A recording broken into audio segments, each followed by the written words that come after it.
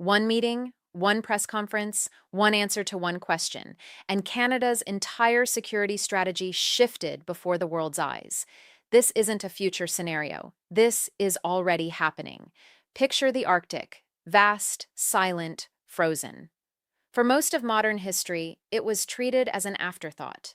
Too cold, too remote, too inconvenient to matter in the calculations of great powers. That era is over. The ice is retreating. Shipping lanes that once existed only in theoretical maps are opening in real time. Deposits of lithium, cobalt, and rare earth elements, the raw materials that power electric vehicles, fighter jets, and satellite systems, sit beneath the northern permafrost, waiting. And the world's most powerful nations have noticed.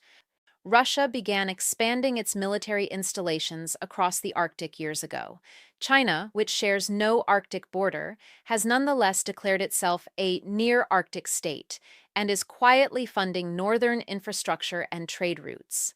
And the United States, under its current administration, has made its intentions regarding the region unmistakably clear. Washington wants Greenland. That has been stated publicly, repeatedly, and without any ruling out of economic pressure, or something beyond that, to achieve it. For Canada, Norway, Denmark, Iceland, and every democratic nation with a stake in the North, that statement was not just rhetoric. It was a warning shot, and Ottawa just fired back. The meeting in Oslo wasn't announced with fanfare. There was no dramatic summit declaration, no globally televised signing ceremony. But what unfolded there may prove to be one of the most consequential diplomatic gatherings of this decade. Canada's Prime Minister brought together a coalition of Arctic and Nordic leaders, countries that don't just share a compass direction, but share a strategic reality. They live in the Arctic. They depend on its stability. And increasingly, they share a common concern that the old security architecture of the North is no longer adequate for the pressures now bearing down on it. The conversations at that table covered ground that would have been considered premature just a few years ago: joint defense cooperation, shared intelligence frameworks, coordinated responses to external pressure, the collective protection of Arctic sovereignty. This was not a photo opportunity. This was architecture. And at the center of it stood a prime minister who arrived not as a supplicant seeking protection, but as a builder offering partnership. Every press conference has a moment, a question that cuts through the prepared remarks and forces a leader to say, on record, exactly where they stand. In Oslo, that moment arrived when a journalist posed a direct challenge, a scenario, a test. If a NATO member, any NATO member, moved to take Greenland by force or by coercion, would Canada be willing to respond with more than words? The room went quiet, because everyone present understood what was actually being asked. The journalist wasn't positing a hypothetical from a history textbook. The scenario had a name. It had a face. The answer from Canada's Prime Minister was measured, deliberate, but unmistakably clear. Canada stands for sovereignty. Canada stands for territorial integrity. The future of Greenland belongs to the people of Greenland and the people of Denmark, and no external power, regardless of its size or economic leverage, has the right to override that. And then came the phrase that mattered most: Canada will back that with measures as necessary. Let that land for a moment. A Canadian Prime Minister, standing on European soil, just told the world that Canada is prepared to take concrete action, not symbolic action, not diplomatic language, to defend Arctic sovereignty against the ambitions of any power, including, implicitly, its closest ally. That is not a routine diplomatic statement. That is a strategic declaration. To understand why this moment matters so deeply, you have to understand the structure that preceded it. For decades, generations really, Canada's national defense was built around a single gravitational center, Washington. Through NORAD, the Joint North American Aerospace Defense Command, Canadian and American military systems became deeply integrated. Through NATO operations, Canada coordinated its doctrine with American strategic priorities. And through defense procurement, The billions of dollars spent acquiring aircraft, vehicles, communication systems, and equipment, Canada funneled an extraordinary proportion of its spending directly into the American industrial base. The number was put on record publicly. More than 70 cents of every defense procurement dollar Canada spent ended up in the United States, not through subsidiaries, not through licensing, directly. The implication is stark. Canada's security infrastructure, the physical systems upon which national defense depends, was largely designed around American technology, manufactured in American factories, and dependent on American political willingness to continue the relationship. For decades, that arrangement was considered a feature, not a flaw.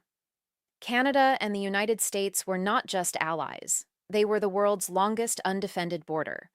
Two nations sharing not just geography, but values, interests, and institutions. Then the undefended border started to feel less like a point of pride and more like a point of exposure. The shift didn't happen overnight, but it accelerated. Tariffs arrived first, not on adversaries, but on Canadian goods, steel, aluminum, the basic inputs of industrial production, taxed by the country that had long described Canada as its most trusted partner. Then came the rhetoric, repeated references to Canada as a potential 51st state, suggestions that economic integration should flow further, deeper, in ways that would diminish rather than respect Canadian sovereignty, and then Greenland. When Washington spoke openly about acquiring Greenland, most diplomatic observers treated it as provocation without policy substance. But governments across the Arctic region processed it differently. Because when a sitting head of state repeatedly raises the idea of territorial acquisition, even without a specific plan, it shifts the baseline of what is considered possible. And when that same leader has already demonstrated willingness to use economic pressure against democratic allies, the line between rhetoric and policy becomes uncomfortably thin. Canada found itself in a position it had never seriously planned for, not threatened by Russia, not challenged directly by China, but navigating a reality in which Washington's behavior had become a strategic variable rather than a strategic constant. The question Ottawa had to answer was both simple and enormously complex. How do you build security independence without abandoning your most important alliance? The answer emerging from Oslo was built on two pillars. Pillar 1, diversification. Trade diversification came first, and it was visible to anyone paying attention. Ottawa moved systematically to deepen economic relationships with partners beyond North America, Europe, Japan, Australia, India, the Philippines, and carefully, cautiously, others.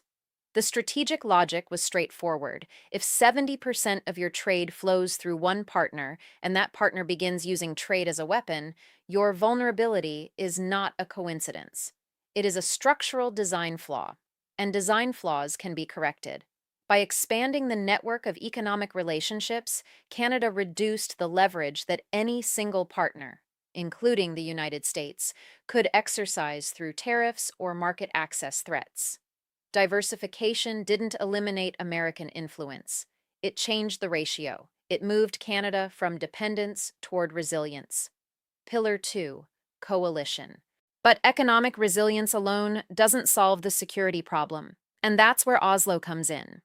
What is being constructed in the Arctic is not a military alliance to replace NATO. It is something more targeted, and in some ways more powerful. A coalition of nations with shared geographic stakes and shared democratic values committed to collective action on Arctic security. Norway, Iceland, Denmark, Finland, Sweden. Nations that understand the Arctic not as an abstraction on a map, but as the physical reality in which they exist.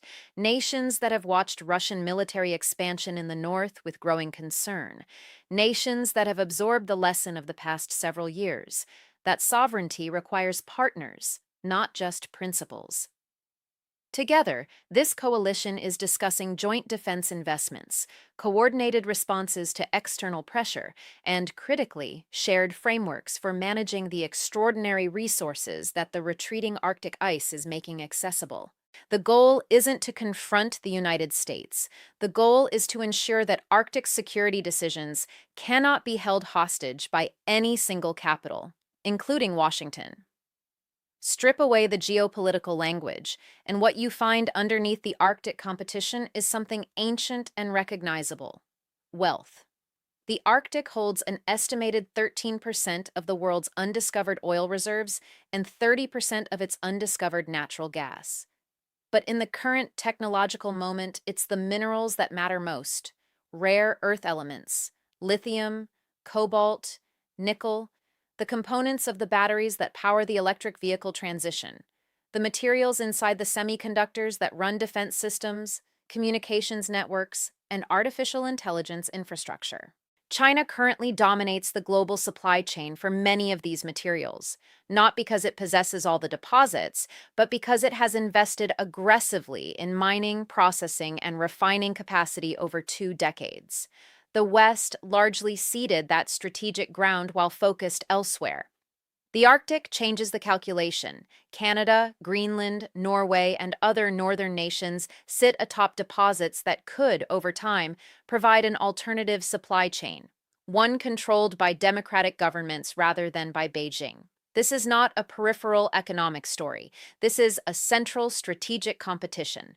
When Washington talks about Greenland, it is not talking about scenery. It is talking about access to resources that it currently lacks, and that China has spent years securing elsewhere. When Ottawa talks about Arctic cooperation, it is talking about building a framework in which those resources are developed collectively, on terms set by the nations that actually govern the territory, not extracted through coercion by the largest economy in the room. The Arctic, in other words, is not just about sovereignty in the traditional sense. It is about who controls the material inputs of the next technological era. Zoom out further, and the Oslo meeting takes on even greater significance. The post-World War II international order was built on a set of principles. Sovereignty is inviolable. Borders are not changed by force. Smaller nations have the right to self-determination, even in the shadow of great powers. Those principles were imperfect in practice. They were violated regularly by many parties, but they served as the baseline framework within which international disputes were managed. The combination of Russian aggression in Ukraine, Chinese pressure in the South China Sea, and American rhetoric about territorial acquisition in the Arctic has placed that framework under simultaneous stress from multiple directions. What countries like Canada are now confronting is a world in which the rules-based order can no longer be assumed. It has to be actively defended. And that defense requires not just statements of principle, but concrete coalitions, concrete investments, and concrete willingness to bear costs. The Oslo Coalition is, at its core, an attempt to rebuild the institutional infrastructure of that defense from the bottom up, starting with the region most immediately under pressure. If it works, the model doesn't stay in the Arctic. It becomes a template, a demonstration that middle powers working together can construct security architectures that don't depend entirely on any single nation's leadership, that they can fill institutional gaps without abandoning existing alliances, that sovereignty in the 21st century can be collective without ceasing to be genuine. None of this comes without cost. Intellectual honesty demands acknowledging the risks that accompany the strategy. First, the coalition has to prove it can act, not just convene. Nordic and Arctic nations have strong histories of diplomatic cooperation, but translating that into coordinated defense spending, joint procurement, and potentially joint military responses is an entirely different order of challenge. Bureaucratic friction is real. Differing threat perceptions are real. Budget constraints are real. Second, Canada's pivot, if perceived in Washington as adversarial rather than independent, could accelerate exactly the dynamic it's designed to manage. A Canada visibly building non-American security alternatives might find itself facing greater economic hostility from Washington, not less. Third, the resource dimension of Arctic cooperation creates its own tensions. Who develops the deposits? Under what terms? With what environmental frameworks? The history of resource cooperation between nations is not uniformly encouraging. These are real complications. They don't invalidate the strategy, but they define the execution challenge. Here is what we know. Canada spent decades building a security architecture around a single assumption that Washington would always be a reliable, aligned, and essentially benign partner. That assumption served Canada well for a long time. It no longer holds unconditionally. The response emerging from Ottawa, crystallized in Oslo, is not panic. It is not confrontation. It is adaptation. Diversify the trade relationships, reduce the structural dependencies, build the coalition, defend sovereignty collectively, and do all of it while maintaining the alliance that, despite everything, remains fundamentally important to Canadian security. What is being attempted is genuinely difficult. It requires holding contradictions in productive tension, being an American ally and an independent Arctic power simultaneously, strengthening European partnerships without triggering a transatlantic rupture, building defense capacity without provoking the partner whose cooperation you still need. But the alternative, continued passive dependence on Washington's political reliability, is no longer strategically credible. The Arctic is the test case. The world is watching how it unfolds. And Canada just declared that it intends to pass that test, not alone, but together with a coalition of nations that understand what is at stake. The age of single source security is ending. What comes next will be built in the North.